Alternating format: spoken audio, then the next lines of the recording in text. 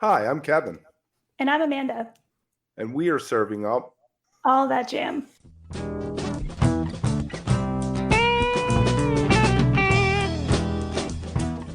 A lighthearted look at the weekend jam bands. Where we break down the jam scene's biggest stories, Talk new bands. upcoming tours, And show reviews. A little laughing, some hot takes, and an always positive message for the community. Week of March 11th, 2024, Eric Gould. Welcome back. This is All That Jam, where music has no limits.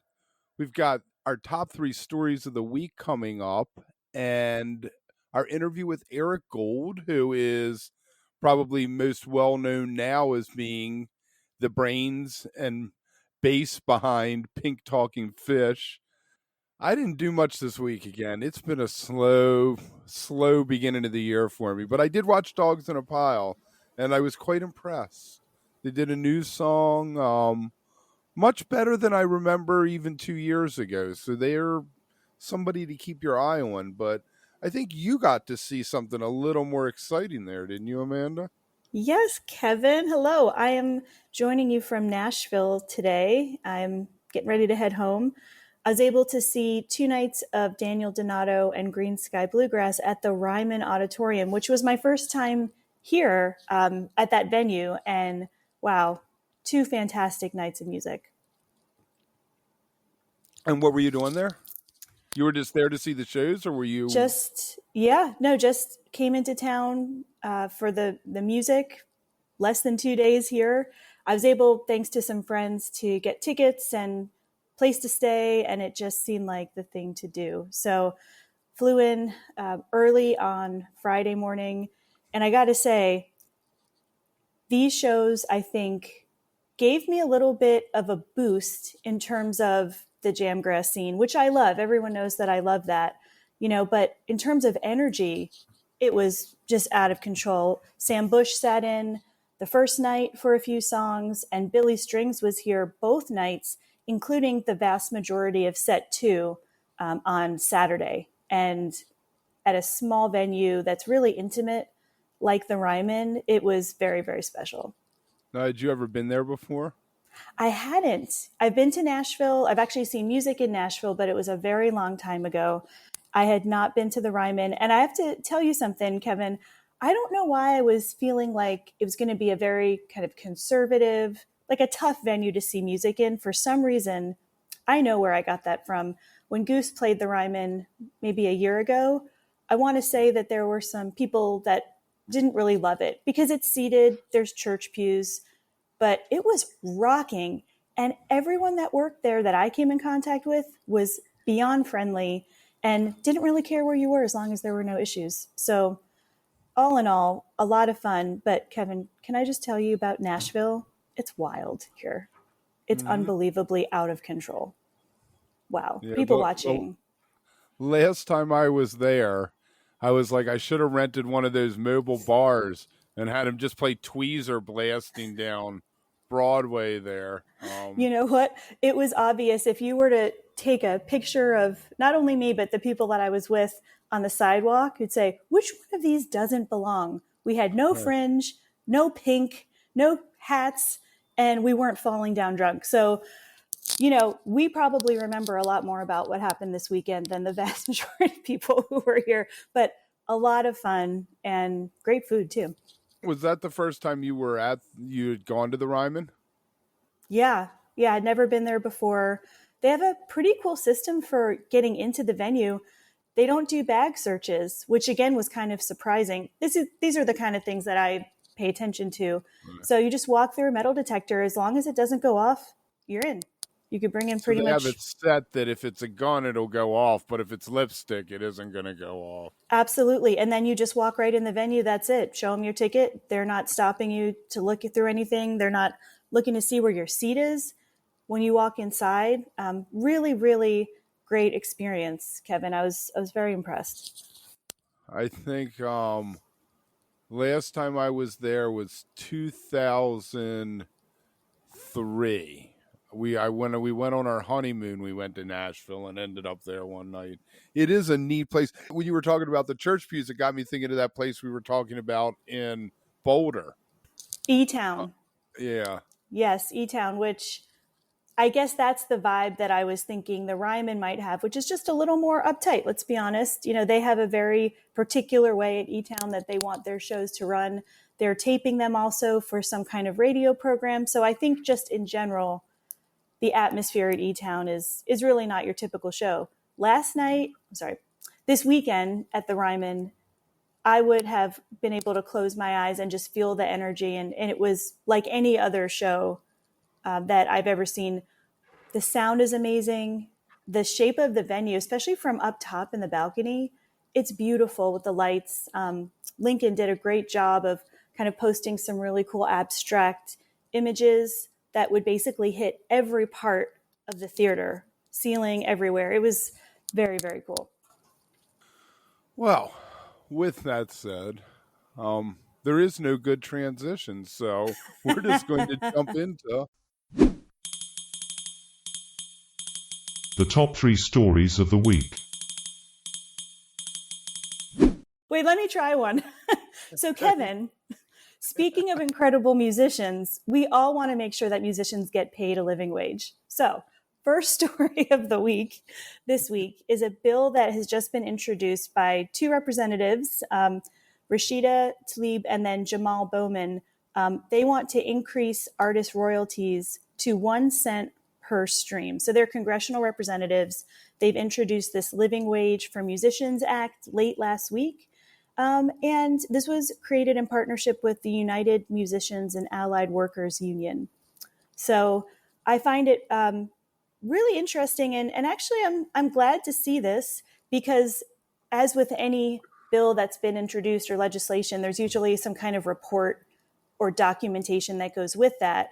And so there's a pretty lengthy report that follows. And there's some interesting facts in there, a lot of which, Kevin, we've talked about. But let me just share this. So the report says that streaming has grown to represent almost 85% of the revenue that comes out of recorded music and the industry. But Spotify, of course, we talk about them a lot too, only pays an average per stream royalty of 3/1000ths of a cent. So if we equate that to normal terms, an artist has to get 800,000 monthly streams to equal a full-time $15 an hour job. That is an interesting way to think about it. Wow. That's currently. Right. Currently, correct. Now, if they raise it to a penny, how many streams do they need? Good question. I don't know. Probably 1,500 to make $15. So I haven't thought about the math. 1,500 times 40 is still over It's a lot. $500,000. Yeah. Kevin, you didn't tell me math was going to be involved. I'm just joking. I was talking with Tim about this earlier, and I suggested that what if we start a non-profit streaming company where the only money taken out is to keep the infrastructure up? Mm-hmm. Right. And, even if this doesn't go through, I mean, I don't know. I'm very, very curious to see what happens with this. One of the representatives that brought this forward represents Detroit. So obviously, legendary music city. So I love that there's that connection.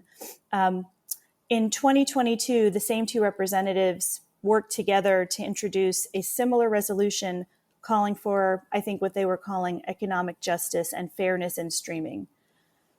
So, I think that these are 2 people who really, I guess, feel the need personally. Bowman is a representative of the Bronx in New York, and he founded the Congressional Hip Hop Task Force, which, Kevin, we need to get him on our show. We need to talk to him. Yeah, I'm ready for that. So I think that, the more attention this gets, if nothing else, then however slow that train starts moving, little by little, more people start to realize just how much money is going in different places other than the people who made that song, that album. There you go. That's our first story. Yeah. Keep our eye on that, not even getting to the floor for a vote. That's right. So I'm really going to have to pay attention. It's the final note on that one. Let's talk about the second story. This again was another thing that popped up late last week. Dean Ween has canceled all of Ween's April tour dates so that he can focus on mental and spiritual well-being. And we've seen this before, right, Kevin? We have definitely talked about these same types of, I guess, of communications. So things like, I think it was Jim James who had done this. We talked about that. I think that was maybe 6 months or so ago. But what's, I think, even more interesting here is this was their 40th anniversary U.S. tour. So it was a bit of a milestone. So for him to step away, he just said that he needs to move beyond performing live in order to preserve his well-being and focus on not only himself, but loved ones. Right. It's a grind, right? You start off, you're on one tour right now, as we've talked about and found out. People are planning the next winter's tour, festivals for next summer, so it's this grind. And sometimes you're like, do I get a break? When does the cycle stop? When can I hop off for a few minutes? And I guess sometimes you just have to say it's right now is when I'm hopping off for a few minutes. But I think That's they left right. like October up, right?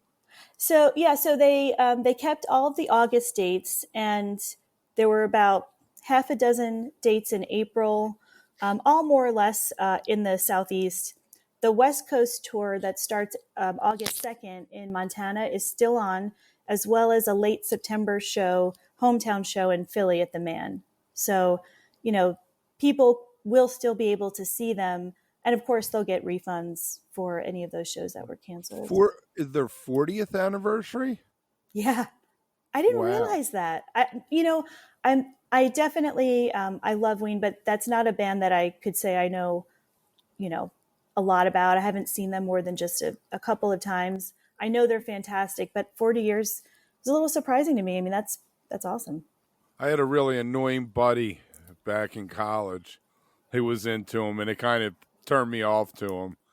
That happens. That happens sometimes. It sucks because it has nothing to do with anything they've ever Of done. course. It's just Of course. the association.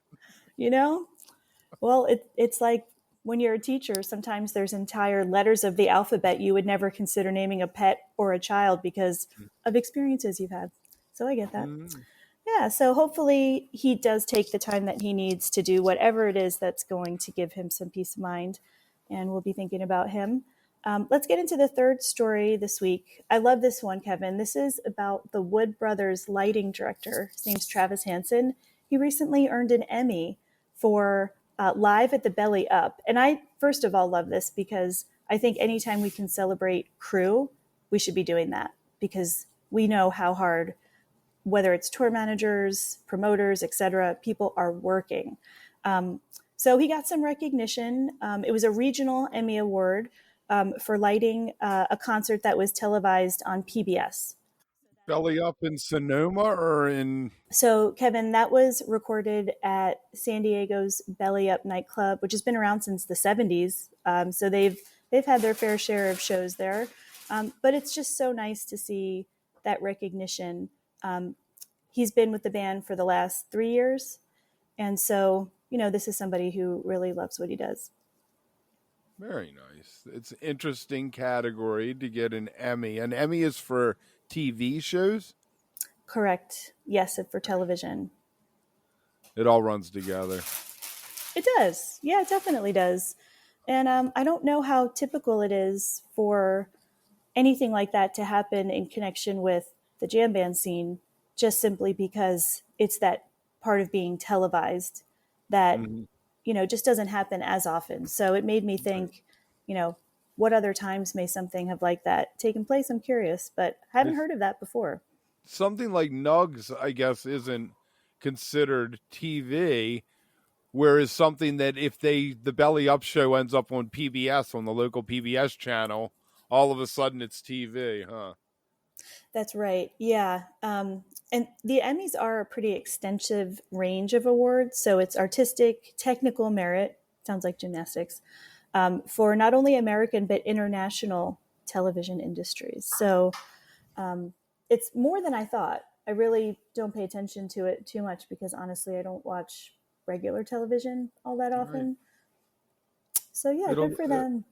It'll look good sitting in his kitchen or Right? something. That lady wherever he, holding the globe. I know nobody can see it but you right now. where do you put that stuff? You know. I mean, hopefully there's a nice little spot on maybe a coffee table, bookcase. Right. If you have one, if you have one, I think it's probably more awkward. But if you have a bunch, I guess you get a case for them, and you're like, yes. Like when you walk into the high school and they have all the awards in the lobby, you know. Right, and then when you look more closely, you realize that they're for things that, maybe you don't necessarily, but they look great. Exactly. Nice and shiny. All right. So congrats to Travis. Let's jump into this Eric Gould. He's, like we said, Pink Talking Fish. He has a band called Marble Eyes, which is different than Pink Talking Fish. Also different than Particle, which he was in for a long time, and Hydra, a band with Mickey Hart. So he's done a lot of things. And this first clip is about Particle and how it dissolved and what it is now and where he is, and then about Mickey Hart and Hydra. So let's check that out. We'll see you on the other side.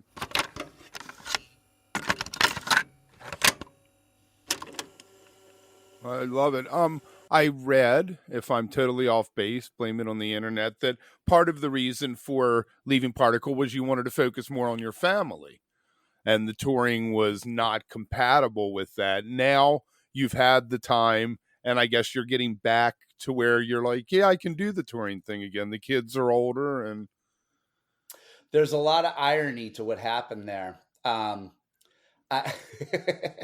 This is funny. It's just always makes me laugh whenever I say it. Our keyboard player for Particle, Steve Molitz, he was on the road with Phil Lesh for starting in 2008, and we gave blessing for a tour which turned into over a year worth of time. And Particle still played, but it was more picking up the scraps around it. During that time, I had also been wanting to get into something instead of not instead of, but as well as music, just out there touring, and both the Particles drummer and I both got into some other businesses, and it was great. It was refreshing, and it's a piece of my life still to some degree.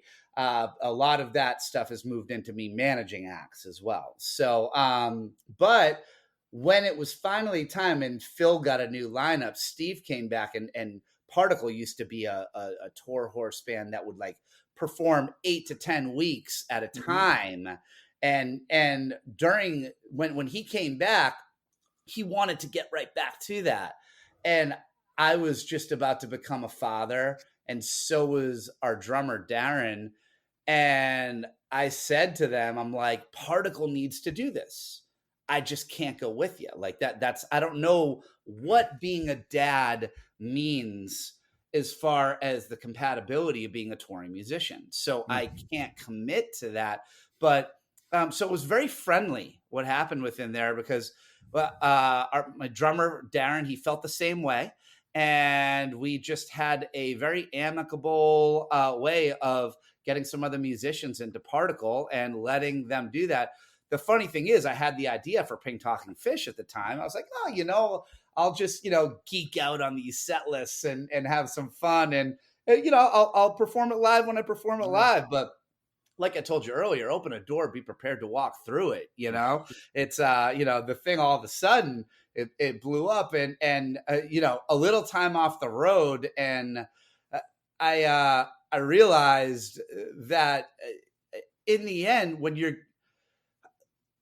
musicians who are able to tour the country, tour the world, build fan bases and do it successfully, they're given a gift. And that gift is important. It's really important because it spreads so much joy to the world within there. I was actually just I just played some shows with Fish's horn section, the Giant Country Horns. And there was a woman who a friend of mine just sent me this this video. This woman who came out to our show. She's battling cancer, stage 4, and some friends went and scooped her up and brought her to our show in Vermont.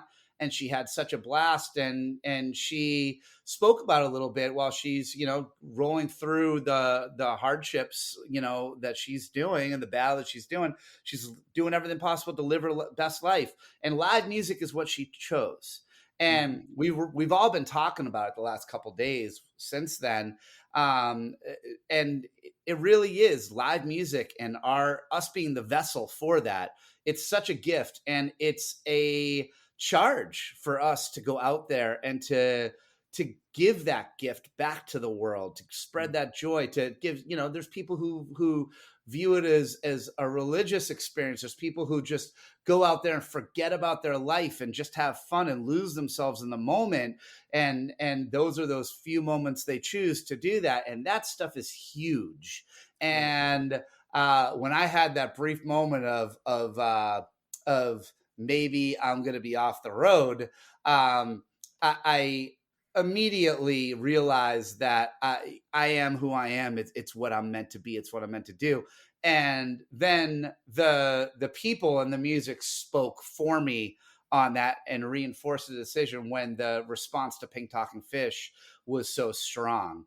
And the only thing I was missing during that whole ride, those first years of Pink Talking Fish, we're 10 years as a band now, was being able to cultivate original music. And so I'm so thankful that Marble Eyes is happening now, and that I have that outlet to be able to not just do this unique blend of tribute and originality through Pink Talking Fish, but to also really put out my ideas and my amazing bandmates' ideas and put them out together and have that happen.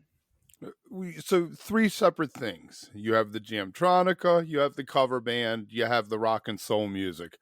How do you, as a bassist, make your authentic voice heard through these maybe on the surface disparate musical types? Well, it's natural. If you listen to all of the music there, it's all me. One thing, I mean, with Particle, I developed a sound. And Particle, even though it's live-tronica, it like bands like New Deal and Soundtrap Sector 9, they, when it comes to live instrumentation, they were extremely dedicated to emulating producers' electronic music.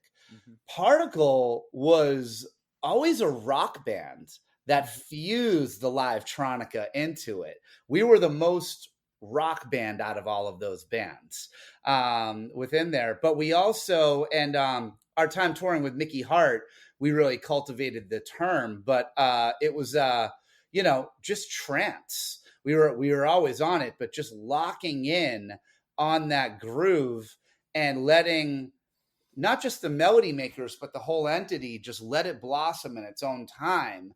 And that was a big spirit of what Particle was.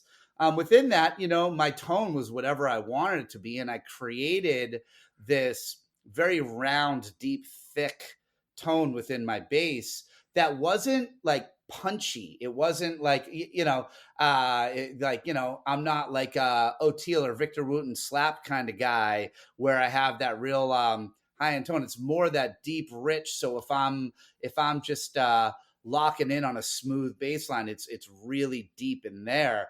And when it moved into Pink Talking Fish, I had 3 different acts to pay attention to within there, and my pedal board changed within it just to to create some sounds along that.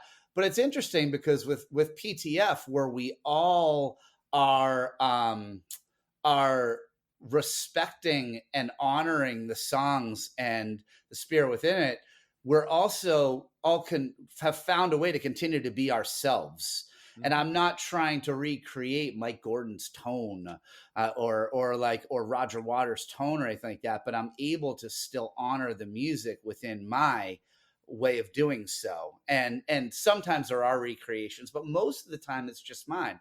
And so with Marble Eyes, I feel like Marble Eyes is the accumulation of everything that I've done so far within the sound that's been created, which is so great because, there's the song aspect of all of these great songs that I've been learning through Pink Talking Fish, but, put into our own voice. There's also Mike Carter comes from the Disco Biscuit family. So he and I are both into the live-tronica trance kind of feel within our jams. And Adrian can do anything and everything, and he does. He loves that stuff as well. And so we've been able to, when we've gotten, there's some songs that Mike wrote that are full live-tronica jams within there. So we get to do some of that stuff that was from Particle. And it's great because there's some tones that come up that are throwback for me and things like that. And that's been really nice. Very nice. So you mentioned Hydra. Can you tell the story of how you ended up playing with Mickey Hart? Mick wanted to get in. He was getting into taking some sounds of his that because he has he's very involved with Library of Congress and recording music and archiving it. And he was taking things like pygmy chants and looping them and experimenting with that. And he was looking for a live instrumentation, trance style group to team up with. And he came out and checked us out and enjoyed what he saw. We went up to his spot in Northern California and had some sessions, and we wrote some songs, and it was so great. It was one of the coolest writing experiences I've ever been a part of. We took some of his loops that he had done. So let's just use the pygmy chant as an example.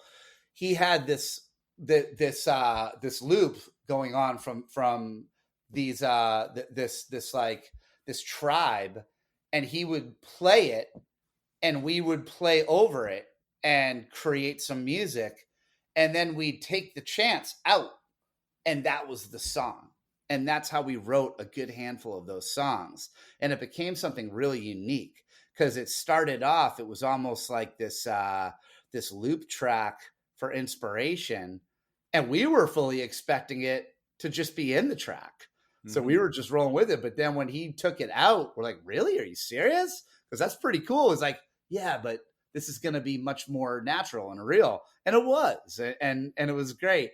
And it was fun because during the live show, he would throw them back in every once in a while when we played and stuff. And just do a nod to the process within there. But yeah, we had a great time with Hydra. It's just a blast. All right, Kevin, I know there's lots more to come in this interview with Eric. I did want to mention, though, that I loved Particle. I loved their first album, especially. I think it was called Launchpad, if I remember correctly.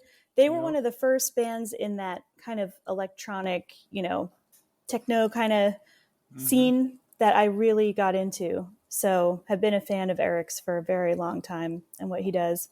But before we get back into the conversation with him, just wanted to remind everyone about social media. You can find us at All That Jam Pod on Facebook, Instagram, the Twitter, also on YouTube. And I know, Kevin, you and I have been talking about different ways we're going to be considering using that particular social media site for different things. Let's get back into the interview. And then I know in a few minutes, we'll hear about everything that we have coming up this week. We're going to be hearing from Eric on managing bands, music industry, and then some stuff about fish tapes. So let's get into that. Let me ask you about being a manager. How did you change from being the guy on stage to the guy behind the stage? Well, I'm one of the very few, I think, out there that's been able to sustain that. I know lots of musicians have tried their hand at also managing acts, and there are a few who still do, and there's some who got out of performing who are just managers now too, out there. It's worked for me during that time I was telling you about earlier when I was looking for something not instead of, but as well as music. I got into the financial sector for a while, and I was working with different variations of financial planning and venture capitalists and different things like that. And so I learned a lot just about the nature of business and how different styles and sizes of businesses work. And it was very, very revealing and a great brain dump chapter of my life within there. I learned a lot. And when I came back and I formed Pink Talking Fish, I decided to see what would happen if I managed it. My booking agent, Mike Weinstein, is also one of my best friends in the world. And he helped build it with me. And we were college roommates. So we were been friends since before business. And so this whole entire time, have built this thing together as best friends and brothers and partners within there. So it's been a really special thing within that, to be able to do that and to be able to have a trust that goes beyond business. And so we've done that. And so it was successful, it worked out well. And I'm not going to presume to say I'm the best manager out there, but I think I've done a decent enough job. And it's been fun doing it. I've managed a few other acts besides my own and moved them forward. But at a certain point, I took a step back from that because it was just a little much between juggling the artist and the management piece on having too big of a roster within there. So right now, the only groups that I manage are the ones that I also am band leader for within it. And I feel good about that. So the most important thing as someone who's not in a band that a manager can do for us, the rest of the world, is just answer the emails. Communication is very important. And you know what,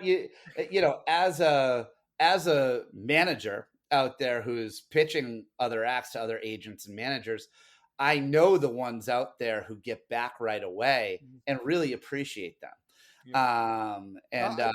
There are people out there who are avid communicators, and it's great because non-communication is a form of communication. It absolutely is. It is. We tried to get I have a YouTube channel called Wook Plus, and over quarantine we tried to get Bruce Hornsby to come on. We used to do a show called The Lot before dinner and a movie, and we just hung out and drank for 3 hours live before Fish did dinner and a movie. And Bruce Hornsby's manager got back to me the next day, and he's like, "We appreciate it, but Bruce probably wouldn't be able to do that." But I love that the man got back to me the next day. Same thing with Christopher Cross's manager. Got back to me. He was like, "Christopher doesn't do podcasts, but thank you for, and then sometimes maybe it's just, I guess a lot of times bands are managing themselves, which I feel like is a mistake sometimes because it's very easy to become lazy when it's yourself, I think. The way I look at it is this. I would gladly hand over my projects to a manager if they have as much dedication, passion, and knowledge as I do, or more. And so that's sort of where it is within that for my acts. I would love to team up or pass it off, given the right circumstance. Based on, I don't know if I'd ever fully let go of Pink Talking Fish because that's definitely like a baby of mine within there. But partnerships these days are so important, and to be able to have other respected professionals on the team is such a great thing. It really is. Right. Yeah, Greg Knight is who I heard about you guys from. Nice. Greg's great. Yes, Greg is a great guy. We got in a lot of trouble the last time Goose played the Met in Philly. I ended up in the friends and family section because I know Matt Bush and his girlfriend gave me a ticket. And so Greg and I are sitting there talking away while Goose is playing, and all these people just kept giving us dirty looks. I was like, sorry, I haven't seen him in forever. Going to hell. All right, let's talk about the industry a little more since you know that. You've been around since when physical CDs existed. Sure. Now things do not. You've seen it completely change from what it was when you just started. You got any thoughts? I'm looking right now, I'm looking that way, at it's 5 full boxes of Marble Eyes' first CD. And you get that deal in bulk that's the same amount of money as if you just do a small print. And I'm sure any other musician that's recorded an album and done CDs in the last 5 years or more has the same, it could say, oh, I have that same exact thing going on. And yeah, it's just crazy how this has gone. And, it sucks because not everybody prints vinyl, even though that's, I guess, the thing these days, like that people want to use as the collector's item within there. But there is that artwork that can be beautiful within there, even on the CD jackets, especially on Digipack or something like that. Yeah. But we made the decision with Marble Eyes for our second album to not print any CDs. It's just all digital release at the moment. When we're feeling it, we'll do a vinyl push or something like that. But it's just interesting how things change like that. Have you thought about cassettes? I had this idea when I was managing Kung Fu. I don't think anybody's done it yet, but we were releasing something called Ninja Cuts for their album, where instead of an album, we were just releasing singles because that's all anything is anymore now in the digital age. And we didn't wind up doing it, but what I wanted to do was at the merch table sell the singles just on little thumb drives, but have it in a single casing, within there. And it would have been fun. We didn't wind up doing it, so someone's going to grab that idea now that I just said on your podcast and do it, and all power to them. But but it was a fun thing. Jim Cotta, their last album, Bonfires, 10 months, 10 singles. Then they released the album on the 11th month, and they got 11 months worth of their name out there from doing that. Yeah, there's a bunch of bands doing it that way now. Yeah, there's Scott McMicken, used to be with Dr. Dog, has something called Press On Records that's an all cassette label, and there's a band called Taper's Choice out in LA that do everything's been released. Well, actually, they released vinyl 2 months ago, but before that, everything had been on cassettes, and I find it fascinating. I have probably 500 cassettes in the basement and no cassette players, so that's the issue. Yeah, I got all my fish tapes down there. I won't get rid of them. What do you do with them? And I took all the CDs at one point and just put them in sleeves. So now I have like 4 boxes full of just piled CDs. The CDs I don't care about. The tapes, I put love into that back then. It was, trading wasn't easy back then, back in the early 90s, and it was like getting those tapes and acquiring them, and as the new shows happen, finding out, getting them as soon as you can. I wish people these days who didn't know about that could go back in time and just experience that process. Like you finally get a good tape that no one else has, so you can trade and get like 10 other things for people. It was such a ride. It was such a fun game.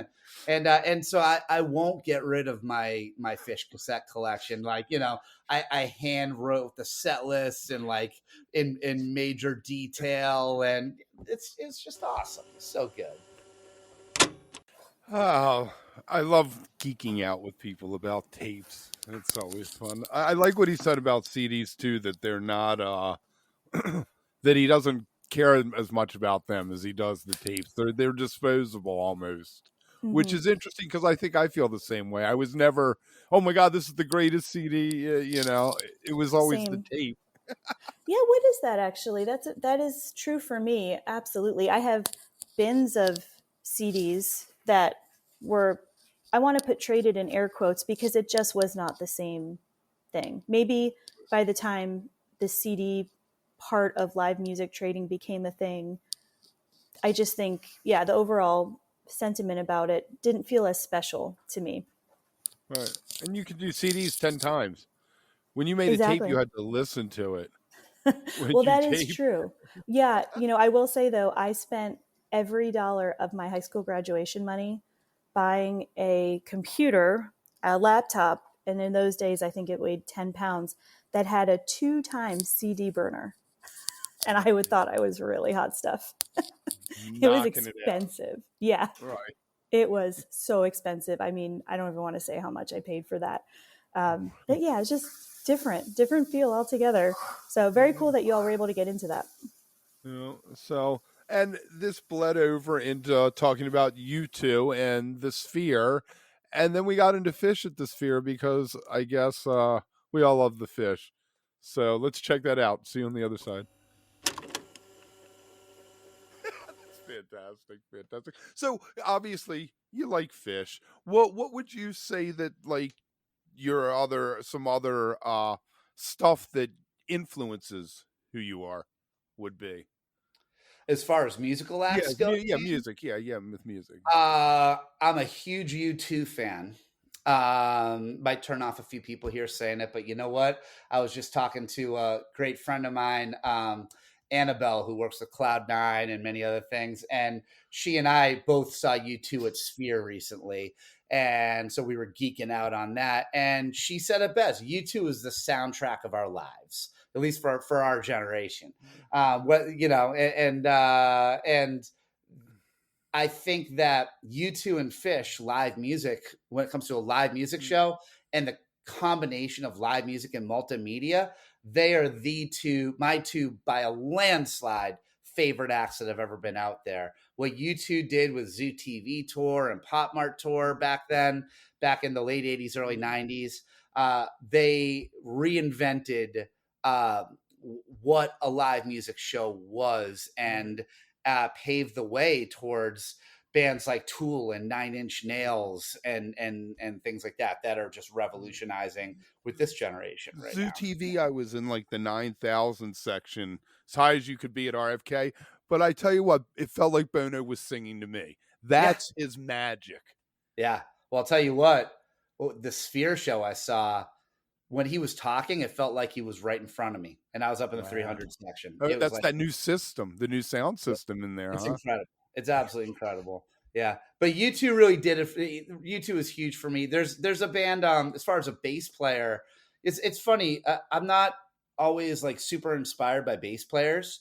I more hear my bass lines like over other music that I'm inspired by. But there's this one band called Samande that is funny. Back in, I think it was like 1989, I turned like everybody I know onto. Cymande. They've recently had a little bit of a revival. And that's actually thanks to Particle's old manager who helped bring them back and helped them create this documentary, because they're this reggae British funk band out there, and the bass lines are butter. They're just amazing, and the sound, it just has this amazing world, but not classic world beat like kind of thing to it. It's incredible. And what's nice is so many hip hop bands, like classic hip hop, use them as samples when nobody knew what they were. And it's all coming out now, like with this documentary and with it. So it's really nice. Somebody actually went up on Jam Cruise last year. And so now the jam scene knows about them, which is Are nice. they getting paid for all their samples? What's that? Are they getting paid for their samples? I certainly hope so and would assume so. So yeah, those are there's some acts that I love right there. So can you give me a review of the Sphere? I mean, like, what was it actually like being in there, and how was U2's? I mean, obviously, I'm sure they're set rock, but it's one of, if not the most incredible concert experiences I've ever had in my life. It's and I knew it would be from the moment I heard it was being built. You know, there's those moments like those firsts out there, the first Bonnaroo, right? That I don't know if you were there or not, but the energy that was there on that revolutionized what festivals were within there in a different way than anything that had happened to date. You know, there are firsts like that.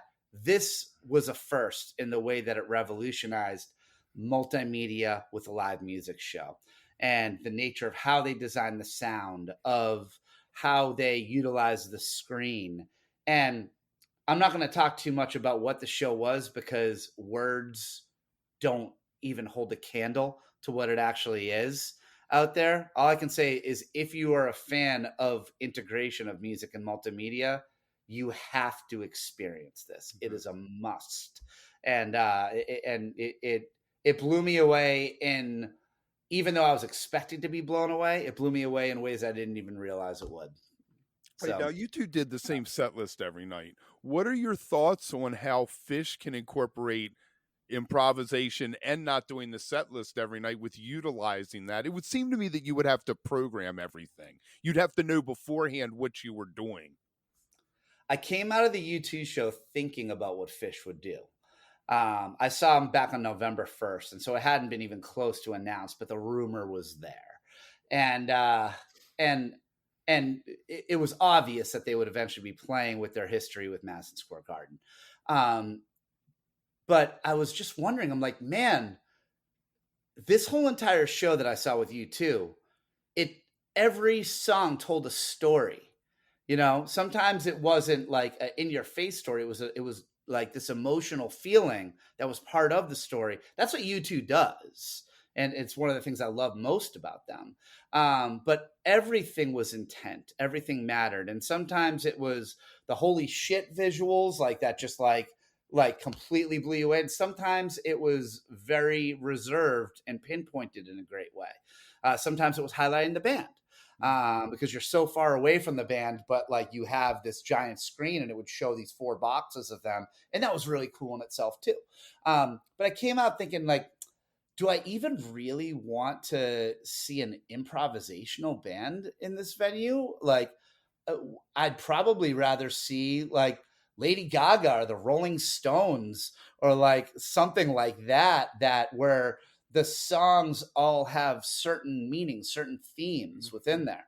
But then again, I trust Phish completely. They've never steered us wrong as far as their innovation, their artistic innovation goes. And you think like a Pink Floyd. A Pink Floyd would be good there because the songs are what they. It would be incredible. But I trust Phish.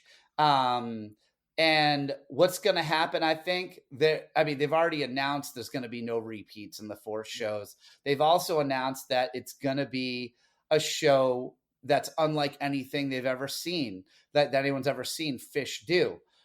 My hunch is that they're not going to go out there without a set list like they normally do. Right. They're going to have set lists. They're going to have their time, like maybe certain jam vehicles can mix and match or whatever. But I think that they're going to take an opportunity to design visual around certain songs that are a certain point in the set list for each night.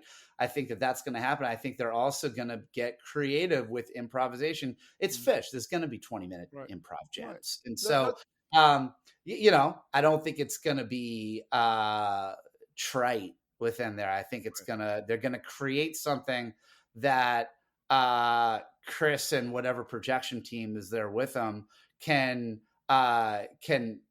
jam with the band on. I think they're going to figure something out, and that's going to be great.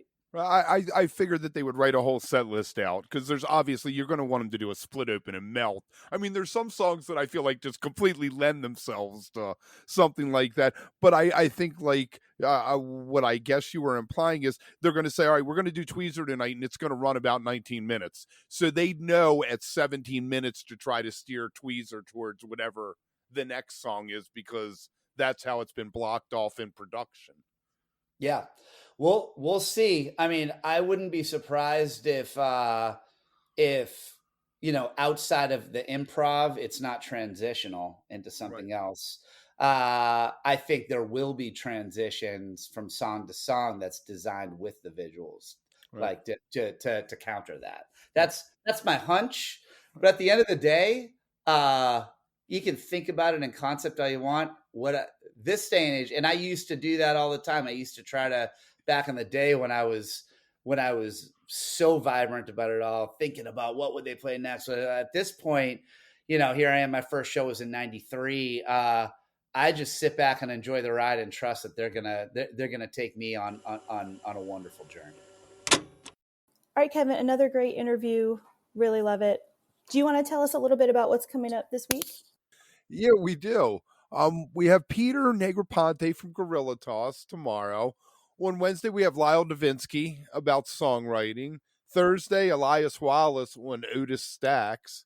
Friday, we have more from DJ Williams, whose latest by way of RVA is out.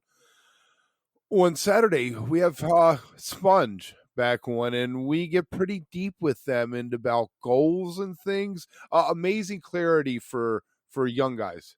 And on next Sunday, we have a whole. We're putting out the whole episode of this guy right off because it was about a half hour. His name's Bruno Hovard. You want to tell everybody a little bit about him because I wasn't familiar, Amanda. Oh, sure. Yeah, I was very, very excited that I was able to talk with Bruno. So Bruno, he goes by Patchworks Hovart. He is from France, based there still to this day. He's a self-taught multi-instrumentalist, music producer, does incredible remixes, and he's a composer too. He has been in the scene now, I'm going to say since the early 90s or so. And I found him through one of his projects that I think was really kind of doing some great stuff around like 2009, 2010, called Uptown Funk Empire. But he has really done so much more than that. He's worked on projects, some of which might be a little more familiar to people in the States. Mr. Day, Mr. President, those songs tend to come up with algorithms if you're into deep funk, that kind of thing. But yeah, he does a ton of stuff. And I thought our conversation was very interesting because he's got a lot of different influences and is really moving away these days from the kind of purely electric, technical side of things. He talked a lot about wanting to bring back, that kind of authentic feel of the human element of music in his reworks. So really cool stuff. You guys got pretty deep there with, was it Monk and Dissonance? Yeah, we did. I was loving it because I think he came to the conversation ready to go. And to go there. We could have definitely kept going for a while, but sometimes that 30 minutes is just perfect. So hopefully we'll get to talk to him again at some point. Yeah, there we go. With that, I'll leave you with stay beautiful, but don't stay underground too long. I'll see you soon, Amanda. Take care, Kevin.